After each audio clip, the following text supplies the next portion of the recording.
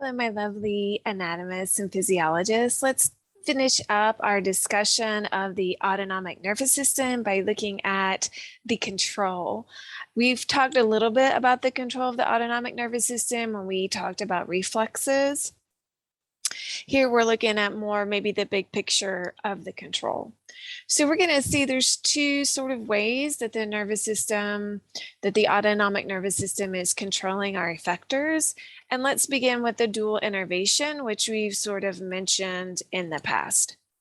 Dual innervation is saying that the effector tissue, which remember could be cardiac muscle, smooth muscle, adipose tissue and glands, is being controlled by both the sympathetic division and the parasympathetic division. And this is that important piece that's allowing for balance or regulation of homeostasis for our organs. And we've talked about this as it relates to, for instance, cardiac muscle in the heart.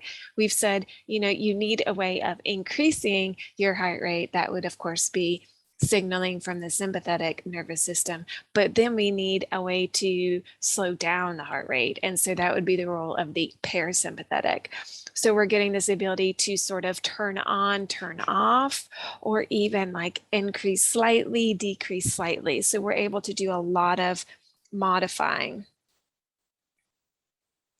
If your effector tissue is duly innervated, then that means you're going to have both adrenergic receptors, which remember are those alpha and beta receptors, as well as the muscarinic receptor, which is part of that cholinergic system. Remember, this is the G protein coupled receptor that is responding to acetylcholine. When we talk about autonomic tone, this term tone is something that we talked about first in the skeletal muscle. And so you can think of it as a background level of stimulation.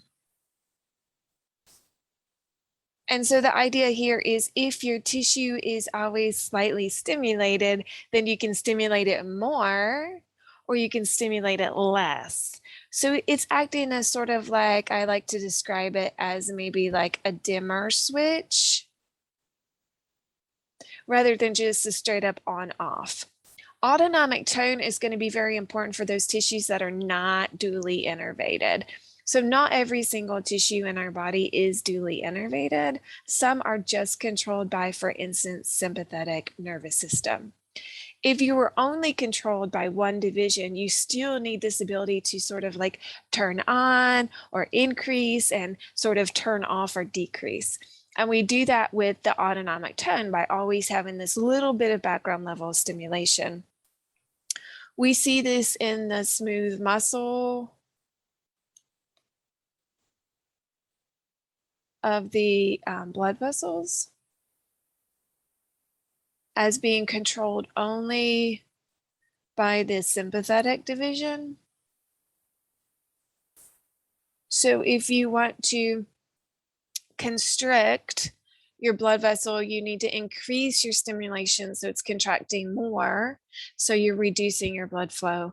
If you stop stimulating, if you inhibit that signaling, then you allow that tissue to relax, and that's going to dilate your vessel. It's going to get bigger.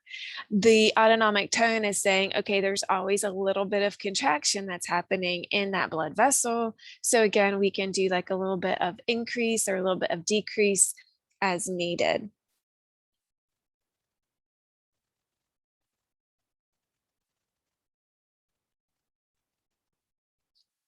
We see this in a couple other places as well, but probably the blood vessel is the best example. This is discussed a little bit in the chapter, so you can read about some more of those examples.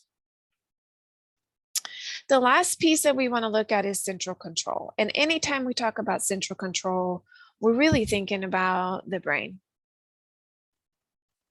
We're really thinking about the brain. And we're going to see that there are like 3 areas of the brain that are going to be involved in this kind of large control of the autonomic nervous system. And we're going to see primarily the hypothalamus is involved here. The hypothalamus, remember, is a portion of the diencephalon. It's located right beneath the thalamus. And I always teach it as like the big boss of the endocrine system, but is still neural tissue. It's still part of the brain. And so what we see is it's also going to then sort of have this ability to control both the endocrine system and the autonomic nervous system. And then it's helping to sort of coordinate these 2 systems together. So I think that's a fair way for us to think about that.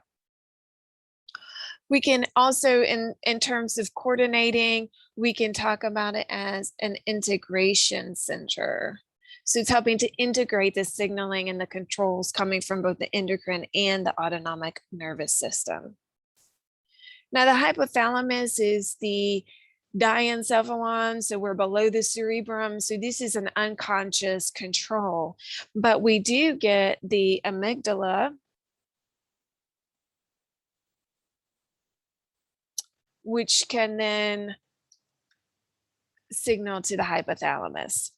The amygdala is part of the limbic system.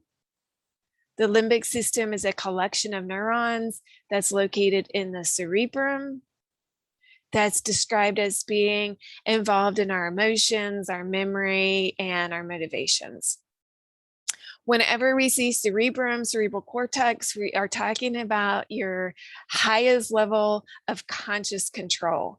So what this is showing us is that we can have some conscious control of this unconscious system. We can have some conscious control of our autonomic nervous system.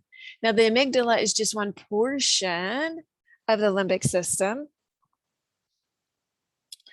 It's located in the temporal lobe. Again, that's telling us we're in the cerebrum. That's telling us conscious level awareness. And we do see that the amygdala is going to be sort of responsible for our anxiety and our fear in some level. So when we're anxious or scared or fearful, we can see the amygdala signaling to our hypothalamus. And then if that's the case, then our hypothalamus is going to trigger our sympathetic nervous system, which we know is our fight, flight, or freeze response. And in addition to that, we're getting a big release of stress hormones. So the hypothalamus, remember, is helping to both regulate the autonomic nervous system as well as the endocrine system. The hypothalamus can also then send signals on to the medulla oblongata. Medulla oblongata is the very lowest portion of our brainstem. It does become continuous with our spinal cord. And it's involved for a lot of the coordination of autonomic nervous system. So there's a lot of just like basic sorts of control centers here. For instance, we'll talk about the cardiac acceleratory